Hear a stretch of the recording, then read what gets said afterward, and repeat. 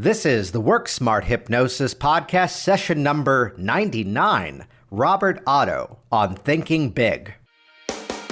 Welcome to the Work Smart Hypnosis podcast with Jason Linett, your professional resource for hypnosis training and outstanding business success.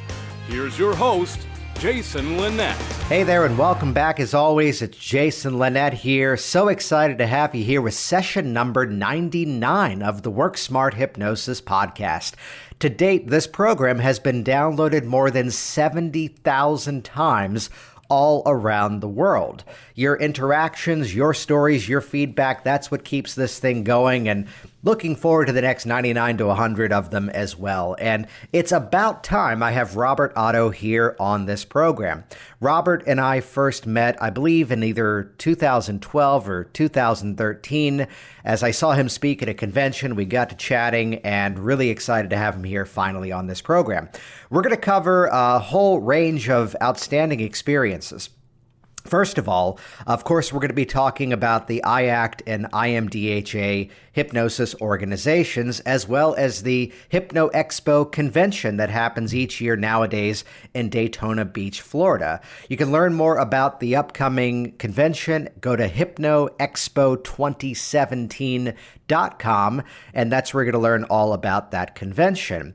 You're also going to hear some of the history that Robert has, beginning with the experience as a client of hypnosis, then becoming, of course, the student of hypnosis, and then launching into a segment of the business that it's a bit of a minority, yet it's also the majority of the profession, because he's somebody who began, of course, with the smaller one-to-one sessions, but then thought bigger. Thus the title, Robert Otto on Thinking Big, because he began to launch into a massive career doing group seminars all around the country. And what I find interesting about that is it's a category of work that many people in the hypnosis profession would look down upon, that they don't do those, that I don't do these big group seminars because they don't work.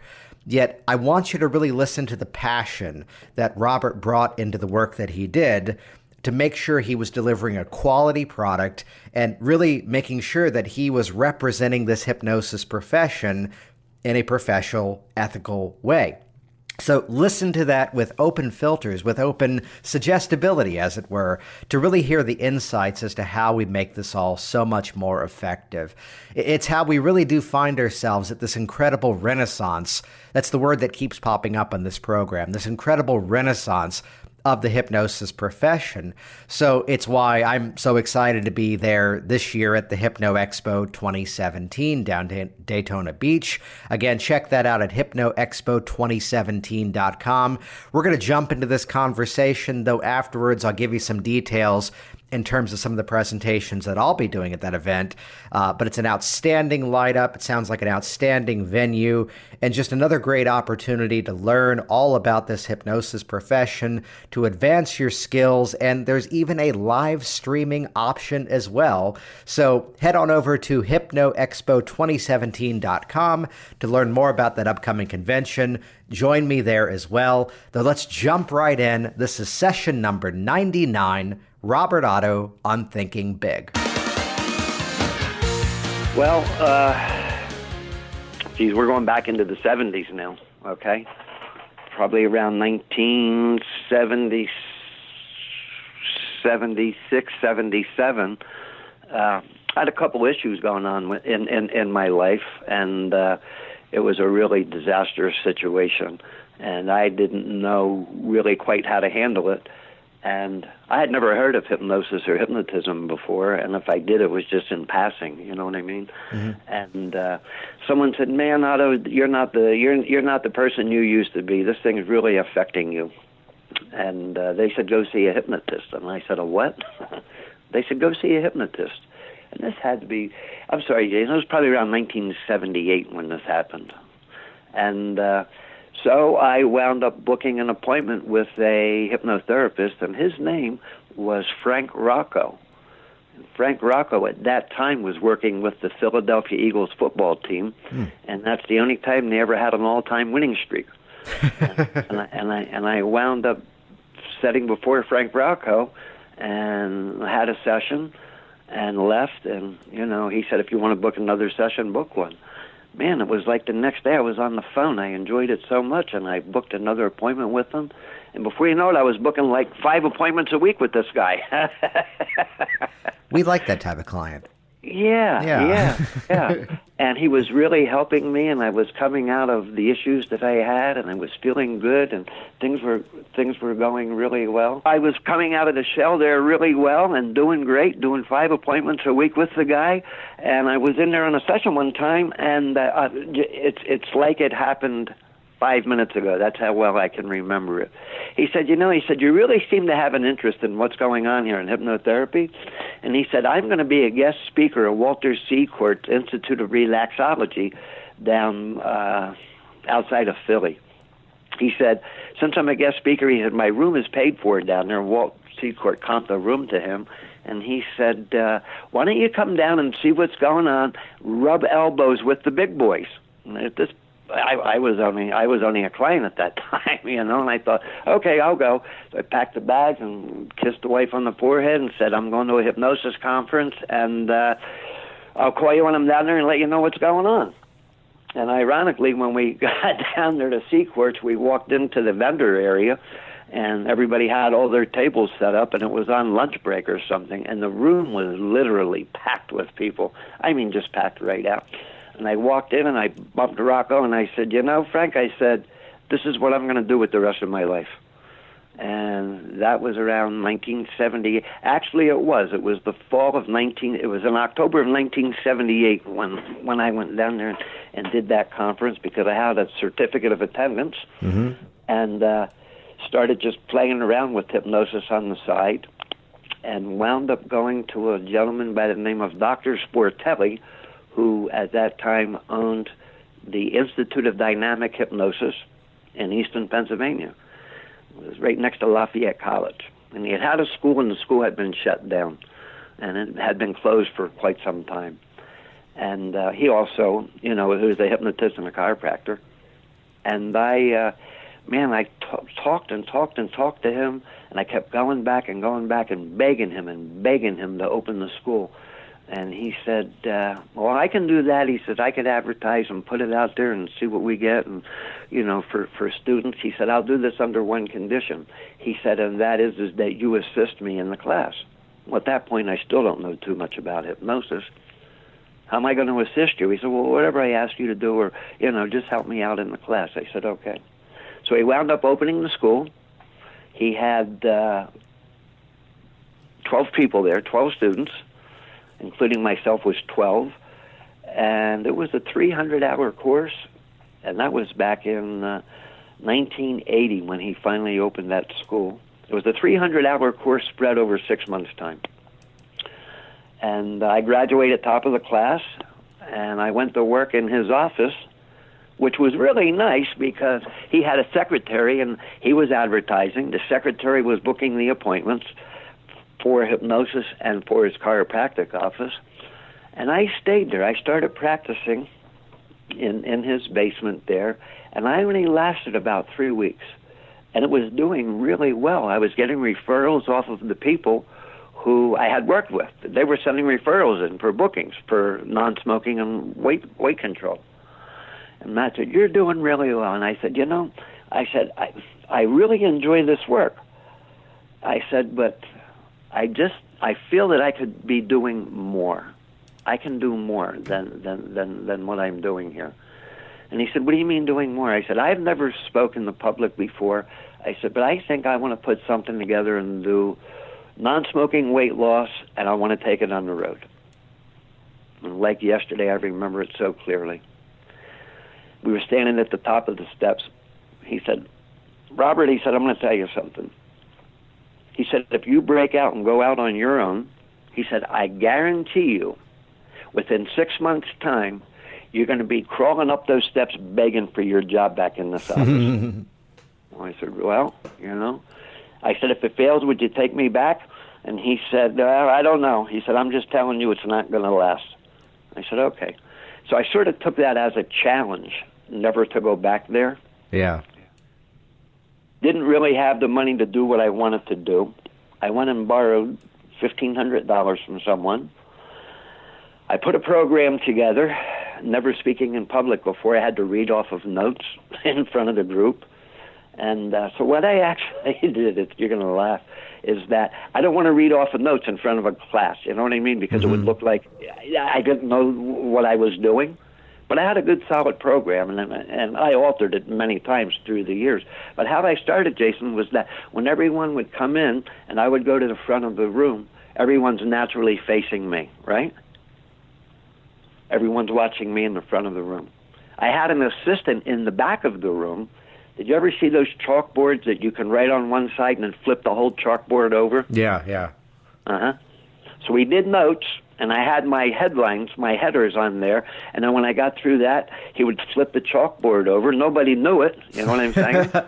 And I'm looking to the back of the room, and I'm reading off of the chalkboard. Nice. And one time, we got 6-7 months in doing that, and one time someone came in late, and when they came in late, the door slammed, and when the door slammed, everybody in the class turned around and looked to the back of the room.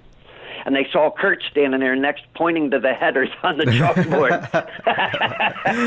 And I said, well, I said, we got found out. We're going to have to change plans here. We got to come up with another routine. So I committed the majority of everything to memory, and away it went. I'll leave out the name of who it was, but there's a well-known performer in Las Vegas that a friend of mine was on stage with, and as she glanced off stage, she saw her name in big red LED letters, which was her reminder of her going, oh, wait, he doesn't know my name, and they're just prompting him. So, it started out, and it's funny because Mother Nature, or the universe, I don't know what you want to call it, would only give me enough people that I was able to handle. So, like, I remember the very first time that I did it was down in Edison, New Jersey, at a Howard Johnson's called the Hideaway Inn. And I think I had, my very first seminar, I think I had like 12 people there. And I thought, well, that's pretty good, because for what I was charging at the door versus what I had been paid in the office, worked out pretty well. So as time progressed slowly, the audiences and the crowds grew, and they grew, and they grew. And, I really contribute a guarantee that I had on the seminars that I put out there. And what it was a 1-year guarantee, but it was not a money back. It was a 1-year guarantee that if you have any issues or if you need reinforcement, if it's not working for you, you're allowed to come into any one of my seminars for up to a year free of charge. And I gave them a card when the girls at the door gave them a card with a date stamped on it, and they had to sign it. And I really contribute that to my success being in the field, because we would continually have people who would come in who had never been there before, or a lot of times people who had been there for non-smoking or weight control, and they were doing extremely well. They would go brag back to their companies and stuff and say, hey, here's a 1-year guarantee. It's working for me. I'm smoke-free. And then the companies, a majority of the companies started sending a lot of people to me. And especially up through New England. I remember when Subway was just getting started up there in Connecticut. I was working in, I forget the name of the little town up there where Subway headquarters was. Anyway, people would go there from all over the country who were opening Subway franchises. Mm-hmm.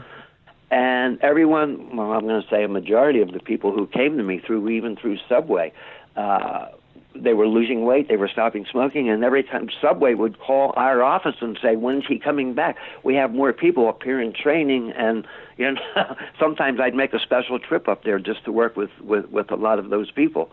And I really do contribute that to a lot of my success, just putting it out there. And, other people would come, sometimes people would come in from other smoking seminars, and they would say, oh, you guys are alike, and I went to you, and I didn't quit smoking. And I'd say, you have a year guarantee. Where's your card? What card? You never gave me a card. Mm-hmm. I said, well, you know what? You didn't go to my seminar then. And what I would do with them, Jason, I'd say, I'll tell you what. Even though you didn't come to my seminar, and a lot of times they would admit they went to somebody else, but now I'm going to try you. I wouldn't even charge those people. I'd let them come in for free under two conditions. Number one, you sit in the front row, and number two, when it's over, tell me what was different about my seminar versus where you had went. And I wouldn't even charge them. I'd give them the seminar for free, and I would also give them a year pass to come back. So that went out like wildfire, so to speak. You know what I mean?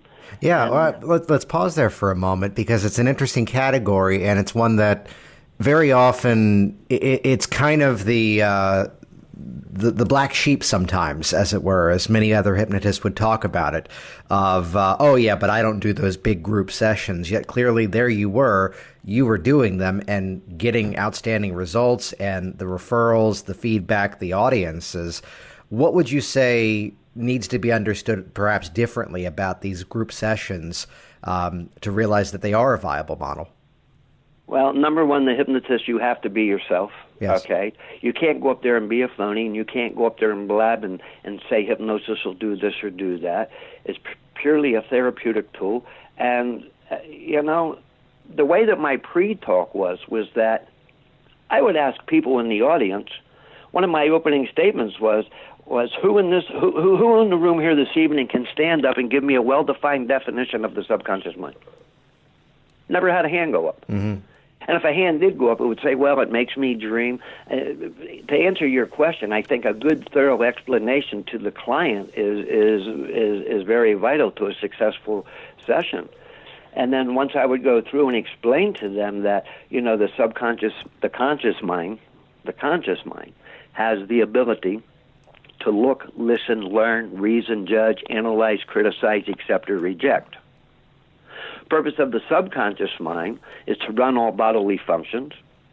It's a memory warehouse, and it acts out on any image, idea, or concept that you allow to be implanted into it. Well, those people in those audiences, they never heard that. They didn't know that. They had no clue what was going on. And I would tell them, if you think your subconscious mind isn't acting out, look how good it's acting out. I can't quit smoking. You're totally convinced because your subconscious mind is acting out. You can't quit. My job here with you this evening in this room is to implant within the subconscious mind the idea that you can quit and that you are a non-smoker. And, man, it was, a lot of times in my pre-talk, you would see people in the non-smoking reach in their pockets or purses and take their cigarettes out and crush them and throw them under the seat or throw them under the seat in front of them, just on pre-talk. Yeah. So pre-talk is and I really worked on my pre-talk for years before I had it mastered, I did it.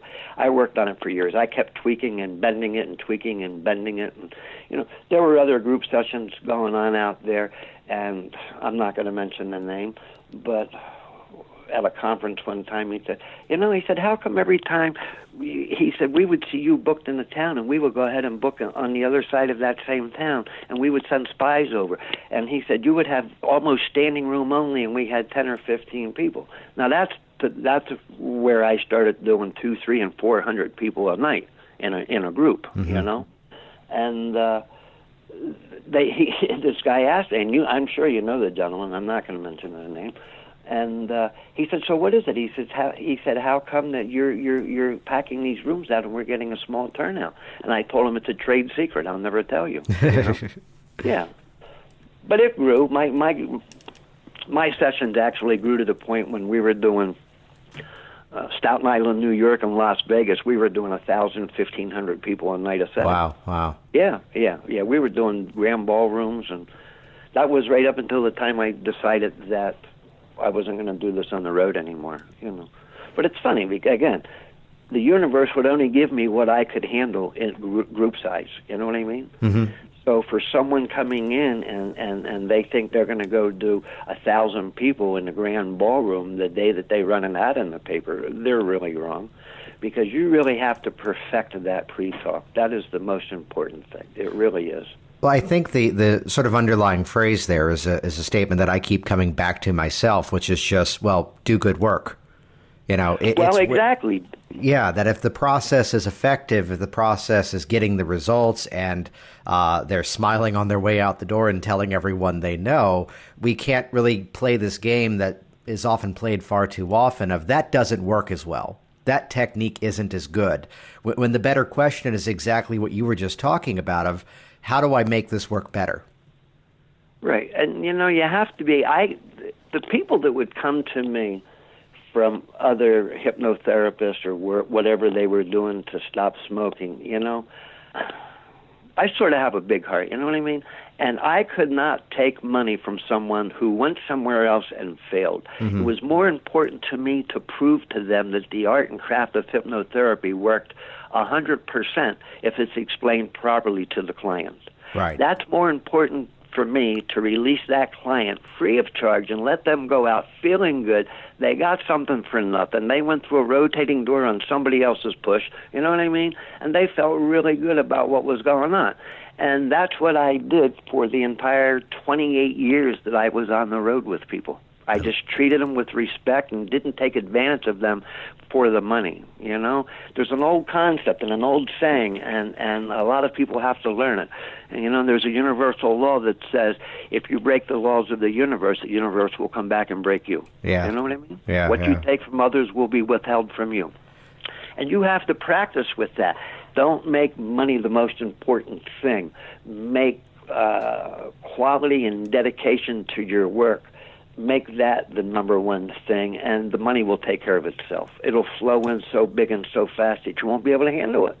Instead of trying to chooch somebody out of a few bucks on a session. You know what I mean? Right. Well, it's that mindset of, again, when you're operating from the place that you don't really need each and every client to come in the door, suddenly that's when the business, in my experience, in terms of, my own business and the people I've been around as well, that's when it takes off. Exactly. And there is occasionally the moment, and I don't like this statement, yet it is a true statement I found, the one that perhaps if it's a one-to-one and you've turned away because for whatever reason it's not yet a match for that person, I unfortunately, yet fortunately, have had the experience of, my friend was complaining that you wouldn't see her. I want to chat with you about that. And suddenly they're seeing that, okay, this is where I am. This is what I need to do. But I love the aspect of working with that person, welcoming them in, even though they weren't someone who actually had gone through your program before. Right. Yeah, and it's just funny how the seminar business really took off for me. And don't get me wrong. When I started out, there were hard times. It wasn't all glory and success. When I started out, I started out on borrowed money. We would have good hits, and then we would go and advertise for seminars, and one or two people would show up. And it's because, again, it took me years to work on the ad, to get that ad to do the good and perfect draw for us. It was not an overnight success. Or sometimes we'd go to do a seminar and a newspaper put the wrong date in there, and we'd drive 8 or 10 hours to get somewhere to go do that, and we'd get there and there would be a no-show. You know what I mean? Yeah. So again, you just have to stay dedicated to what you're doing, and don't go out and chase the buck. Let the dollars chase you. Create that vacuum law of success. Allow the dollars to chase you. Just do what's right in your heart. So the classic question, if you had to go back and start that all over again, the knowledge that you had at the end versus the knowledge you had at the beginning, what would you maybe have done differently at the beginning? Well, I would have made the ads different. There's a whole list of things that you could have done differently in the beginning. Believe it or not, in doing groups, it even comes down to how you even space the chairs, side to side and front to back. You get chairs too tight together, you have issues on induction. If you get the chairs spread too far apart, you have issues on induction. So it's a science. It really is. It's actually a science. It even comes down to placement of the chairs. Okay, newspaper ads. How and where and when to do your newspaper ads. You're gonna laugh. I was up in Hartford, Connecticut, at a Ramada Inn. And in the beginning of my career, when I say in the beginning, it was a year and a half into doing the seminars, and the Hartford Courant newspaper, I advertised in there, and that's big money for the size ads that I was running. I mean, big money, And we advertised in there, and we went up there to Hartford, Connecticut, and I had like 2 people show up. Are you kidding me? 2 people showed up. But again, if you're doing true to your heart and you're not a know-it-all, I believe in the old theory that when you're green, you grow. When you're ripe, you're rotten, Yeah. So 2 people showed up, and some old guy came in limping with a cane, and he was like the 3rd guy that came in, and he said, it's like an angel. The universe sent him to me. He said to me, the reason I came down here is because I want to talk to you about your ad. But you want to talk to me about my ad? What can I do for you, sir? He said, do you have some time? Can you sit down? You have an hour? I said, yes, sir. I said, well, I don't even know who this guy is, old gray-haired guy hunched over on a cane. And I said, well, sure. I said, sure, I have time. Come to find out, this old buck that came in to see me, he saw the ad. He said, I felt sorry for you. He said, that's why I came over here to see you. He said, I was a typesetter at the Hartford Courant for 42 years, and I want to tell you what's wrong with your ad. Beautiful. And placement in the paper, what was wrong. And we wound up talking about, I'm going to say, 2.5 hours. And I took notes that whole time from this guy. Size of type, where to place the ad in the paper, what days to run the ad, what days not to run, where in the paper to run, position in the paper. And from that day on, I never saw the guy again. He was an angel. Just swooped in and solved everything. Yep. And from that day on, the career really started to blossom. Yep. So what was it from that experience that then had you move on to other things? As far as? When did you make the decision to stop doing the groups? Oh, I actually ran the groups for almost 28 years. Mm-hmm. Okay? We did, we have over 5,000 group sessions under our belt. We were doing, believe it or not, 300 sessions a year, which is a lot. That okay? is, yeah. But it was 2 a day, okay? So, because it was a non-smoking and then a weight loss. And I did that for 28 years, and I did 29 states. We did all up through New England, and then I worked Route 81, Route 40, all the way down through Nashville, Memphis, out through Oklahoma City, to Kingman, Flagstaff, Kingman, Arizona, turn right, go up to Vegas. And then we would work all of that. We would work Vegas. We would take a few days off and then work our way all the way back again, hitting other cities on the way back. We did every city within 4 months of being there. And finally, I just decided that, I've done this. I've traveled millions of miles. I've done this 28 years. And I just want to take it easy now and enjoy. You know what I mean? Yeah, yeah. I was in a position as to where I could do that after doing everything that I did. And I said, I'm just going to go speak at conferences. I was speaking at all the major conferences around the country. And I said, I'm just going to do conferences and sell product at those conferences, and that's all I'm going to do. I'm done. I'm done. I'm the one at that point that needed the hypnotherapist, Yeah. I was just done. And so I decided to take a couple years off just doing conferences, and that was like 28 years into it. So, and that's like 10 years ago now that I came off of the road. And I did it in a big way, I did it in a big way. My wife traveled with me. We had a fully converted Greyhound tour bus. For years before I stopped. I became a pilot and bought an airplane and put a runway in my backyard because I would go do Ohio and Michigan and stuff with my plane. I was able to leave from my backyard and return back to my backyard. Awesome. Like if I would go to Ohio, I would go to Ohio and land at an airport and rent a car and just use that rental car and go do 5 or 6 cities in that state.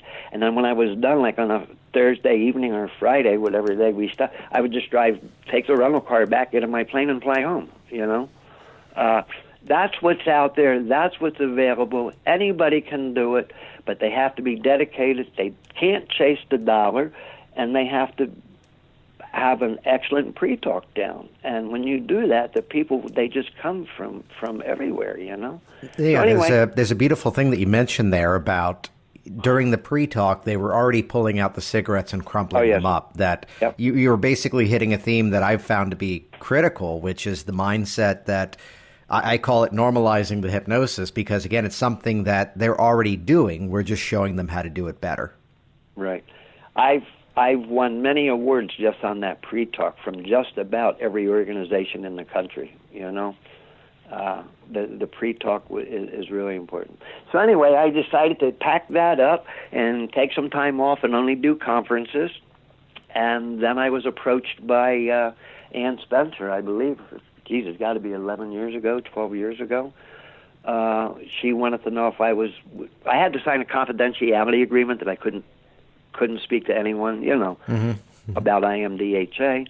And she wanted to know, would I be interested in taking it over and purchasing it, actually. And I said, well, sure. So we went into negotiations. And while I was negotiating on IMDHA, somehow there was a leak.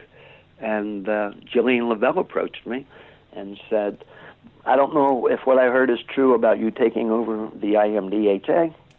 She said, however, I would be interested in retiring and getting out of IACT, and there would be another opportunity for you. So I went into negotiations with her as well as Ann Spencer on the other end of the realm, and wound up becoming the CEO of IMDHA and IACT. And that's probably, I think, 11, 12 years ago. We've had the organizations now, and we're running them.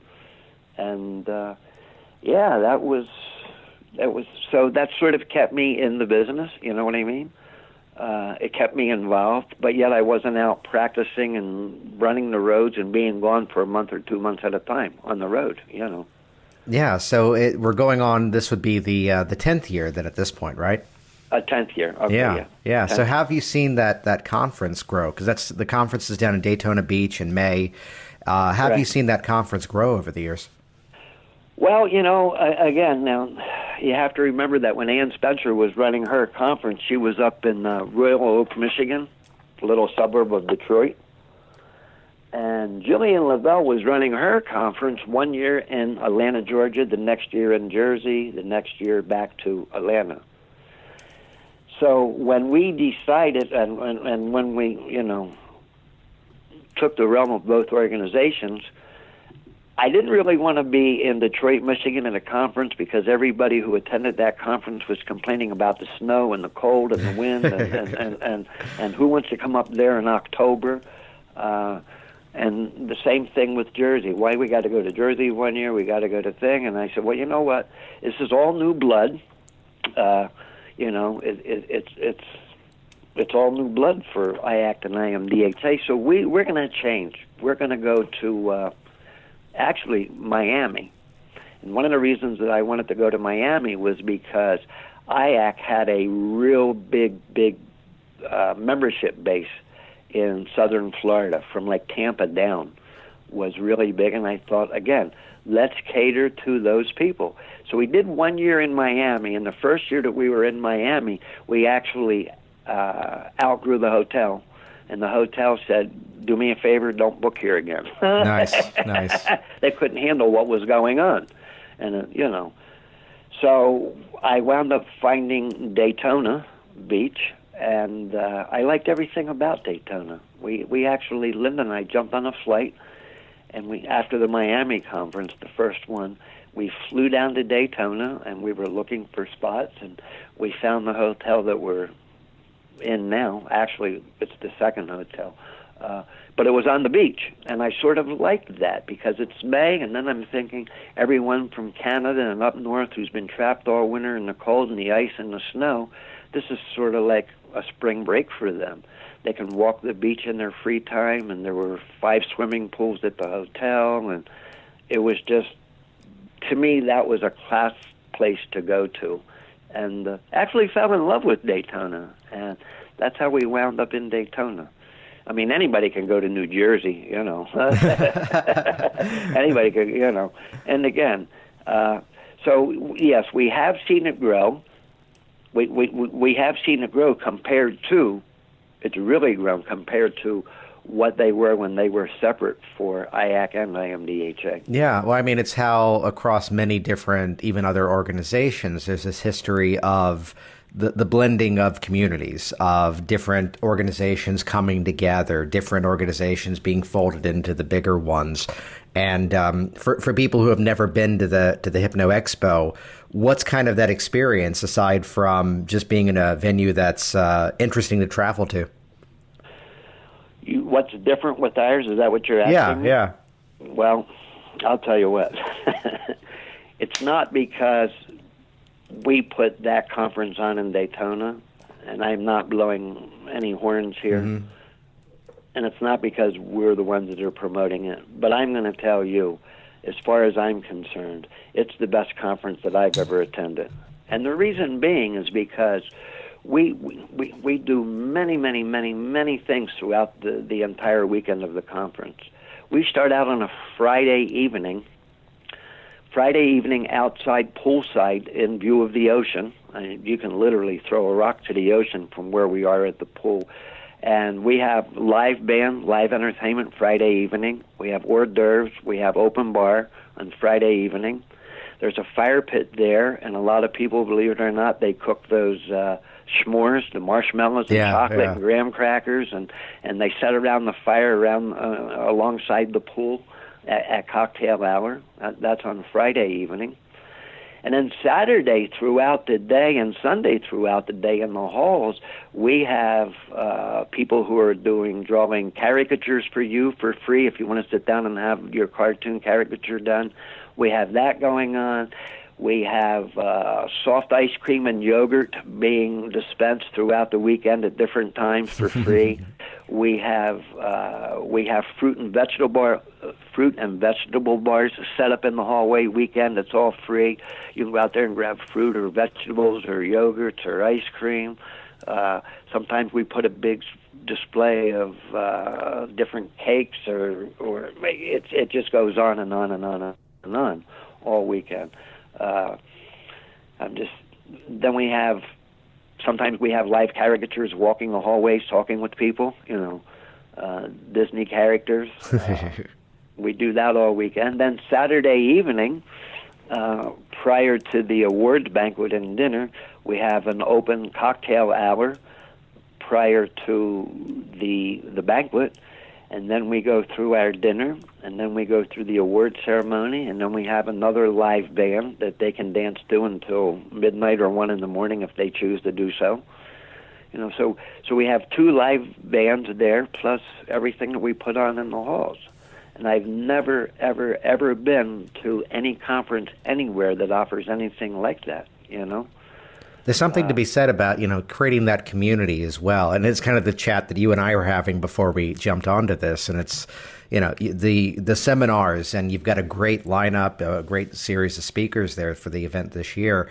But some of the most memorable experiences would be what's happening in the lobby, what's happening in the hallways, what's happening in the restaurants as people are interacting and having these conversations. Like last year, we had a photo booth and in the hallway.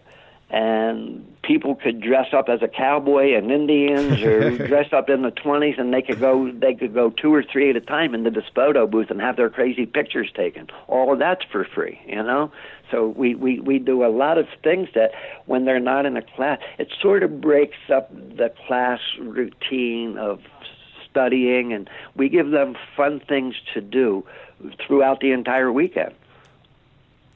And then naturally they can walk the beach at night. They can go swimming, which is really nice in May. It's really beautiful. And when we're there in May, it's just before like summer vacations and things start. So the rates are lower in May for the rooms. And the hotel we're in now is really great too. And again, we were in the Hilton, and we moved from the Hilton over to what is now called the Daytona Beach Resort. And the rooms there are really unique because it's a living room combination, and there's a kitchen there with all the utensils. Everything's there. Toaster, coffee pot, microwave ovens. So if anybody wants to go just across the road there to the market and they want to cook in their own room, they can bring that stuff back, put it in the fridge in their own room, and they can snack out anytime they want. They don't have to go look for a restaurant. And that was a big hit with a lot of our attendees. We have a lot of vegans that go there, and they don't want to do the restaurant stuff, and they go to the market and they do a lot of their own stuff in their own room, preparing their meals and stuff. Yeah, I'm actually on the site at the moment looking at the lineup. You've got some outstanding speakers. You've got Sheila Granger, Sean Michael Andrews, Roy Hunter, Melissa Tears. Nice, good line. I'm going to be there this year, and really looking forward to attending. Yes, we're looking for another. It's a fun time, and you know what? And when you're there, you're going to hear it from many attendees there. They say this is like coming to a family reunion when they come to our conference. They really do, and you'll hear it being said many times, and everybody says, "Man, I've missed my family for a year," you know. And again, it's not about it's not about us as faculty and staff of IAC and IMDHA. We try to cater to, and we want our attendees to be happy, and we want them to have an experience that they've never experienced anywhere else. You know what I mean? Yeah. And we go to a great expense in doing that for our attendees. I mean, you know, with the live bands and everything that we put on the weekends in the halls. Mm-hmm. So then what's the next phase of things? Where do you see things moving in the future? As far as conference? As far as conference, as far as IACT, IMDHA, or hypnosis in general? Let's kind of hit it all. Well, I think you know, I think that we're at a very interesting time in the field of hypnotherapy, and I think that, and it's a hard thing to say, but I see hypnotherapy being divided in two ways. Mm-hmm. I see the very serious practitioner that we actually draw. We draw more of a serious type of practitioner. I'm not going to say more professional because we're all professional, but we're drawing. It seems to me that we're drawing people who are more dedicated and who have been in the field of hypnotherapy for many, many, many years. Is the audience that we're pulling there. But I also see a new generation coming up now of hypnotherapists, and I think that, and again, it's my own personal opinion, I think that the best way for a lot of these new people coming in, I think it's good for them, it would be good for them to attend a conference like ours, where they can have and talk to real seasoned hypnotherapists who have been doing this full time. You know what I mean? Mm-hmm. And I see that happening. I hope to continue to see that happening, where the younger people coming in want to get really on the serious side and break away and do this full time. It's hard to be a hypnotherapist. I believe it would be hard to be a hypnotherapist and be dedicated to your work doing it on a part-time basis. And I do see more people coming in full-time. So that's definitely a trend that, in terms of some of the classes that I've been doing myself and then some of the conferences as well, that it's that experience. The phrase that I would wrap up a training with is that, well, you've kind of been duped. This was sold to you as a training, but really this was education. The training is what happens as you get out there and you're actually doing the work. I like that. You up there doing all those presentations and continuously refining that pre-talk to get it to be just right. But it's that experience of doing it, and there's something wonderfully contagious about being in that environment of change that, here you or I are recording this morning, and it's a full slate of clients, and I couldn't be more excited to be seeing these people who are coming here today. Right. And, on the pre-talk, I'm just going to bounce back to that for a second. If you're doing a one-on-one and you're doing a pre-talk, and if you make a little spoof or something that's not totally right with that client, you can go back and warm over that client and correct what you've said or done, okay? And if for some reason that client's not happy and says, I'm not going to come back or I want my money back, then you can deal with that in a one-on-one basis fairly easy. But my pre-talk had to be geared toward that no one would ever say that in the audience. Because if one person would stand up in the audience and say, I want a refund, then you're going to have a lot of people stand up, okay? Yes. So my pre-talk was geared around having them, that issue never even enter their mind. You know what I'm saying? So the pre-talk had to be like, you're getting your money's worth plus more, and this is going to work for you, and this is how and why, and, you know.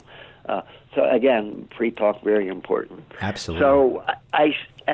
So that's where I see hypnosis going. More younger people coming in, hoping that they will choose wiser, older mentors, you know. My mentors now, one of them has passed away, and the other one is probably 84 years old, you know.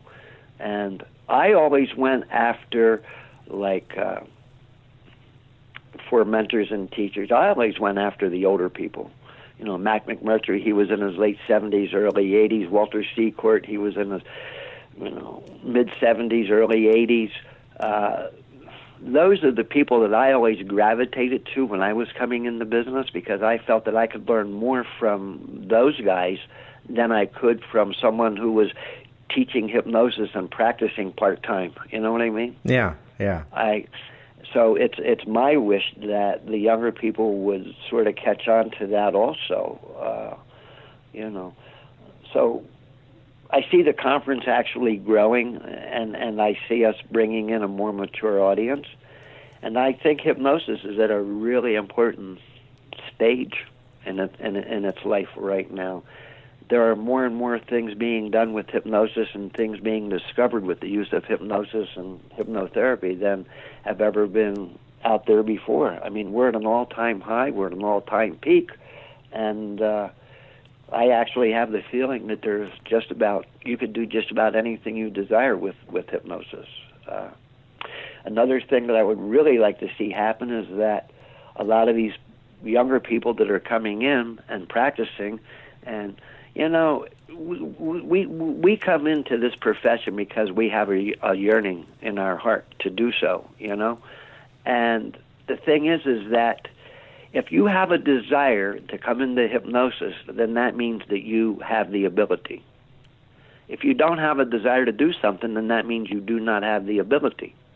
And I give that explanation a lot of times doing a live talk, is that I'll take some woman out of the audience and ask her to stand up and get her name, and okay, your name is Mary, and Mary, let me ask you a question here real quick before we get started.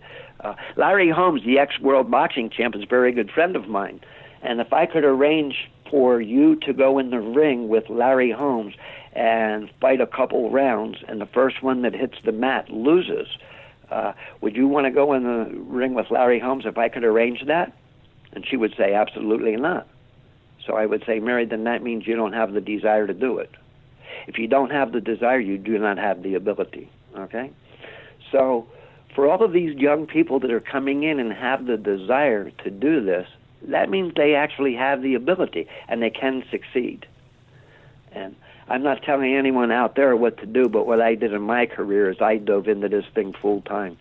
I didn't care about a retirement plan, a 401k, eyeglass, dental. I didn't care because I knew that I would be able to make enough money in this business and become self-supportive. And that's what happened by taking care of the people and worrying about the people first. You know what I mean? So I've been independent and never worked for anyone, you know, since I started this. So it's my desire that the young people who have that desire within their heart, that they do the best that they can do and they go all out to make that achievement work for them. And they can live the American dream being in the field of hypnotherapy. There are many people out there doing it today. Many, many people. I know many hypnotherapists making six figures, full-time practice, you know. So that's my desire and that's my wish, and I think that's what I see happening in the field, Jason. Outstanding. I'm going to cut it there. Okay. Great. I always like to wrap up with you having the last word. Jason Linett here, and as always, thank you, as always, for joining me on this program. We've got some outstanding sessions coming your way of this program coming up very soon, though I'm going to take this little bit of time at the end of the program today to once again direct you over to HypnoExpo2017.com. It's looking to be an outstanding convention this year. The organizations of the IACT and IMDHA hypnosis organizations putting on the Hypno Expo 2017. Join me on Saturday at the convention as I've been invited to do the special networking luncheon. And at that special presentation, I'll be talking about innovation and the future of hypnosis. Definitely a theme that you heard Robert and I just discussing here just now, that we need to be shifting our thinking in terms of what the next phase of all of this is. The things that we used to perhaps look down upon and what we can do as practitioners and business owners to take this all to the next level. Then on Sunday, I'm going to be doing a presentation as what I'll call the hypnotic sales funnel, all about rethinking your business, rethinking how you approach the sales process. And then Monday post-conference, check out hypnotictalks.com. I'll be doing a one-day business boot camp all about giving live presentations and the content strategies, the marketing strategies, the business strategies to really turn that into a profit-building hypnotic business machine. Check that out at hypnotictalks.com. Though, once again, of course, head over to the conference website, hypnoexpo2017.com. Look at some of the other speakers, presenters, workshops, seminars, pre- and post-offerings as well. And go ahead and register right away. It's looking to be an outstanding event. I've been personally hearing about it for years. I'd actually... At this point now, let me tell you the real story behind me and the Hypno Expo, why this is the first year that I'm attending. When I first met Robert years ago, I mentioned to him that was my busiest week of doing stage hypnosis. That there I was doing a lot of these after grad, post-prom shows, and that was a weekend that I was booking upwards of 9 to 15 shows, doing multiple programs a night. And I leaked the number of what my income was by doing that. And he smiled, he shook my hand, and Robert said, "I hope to never see you at my convention." Though as my goals began to shift, and now as I'm doing less and less of the stage hypnosis and sending out others as well, I couldn't be more thrilled to be joining the Ottos and everyone else down at the Hypno Expo this year. So check out the dates, check out the details, register right away. I look forward to seeing you there. HypnoExpo2017.com. It's Jason Linett. I'll see you in Daytona Beach. Thanks for listening to the Work Smart Hypnosis podcast at WorkSmartHypnosis.com.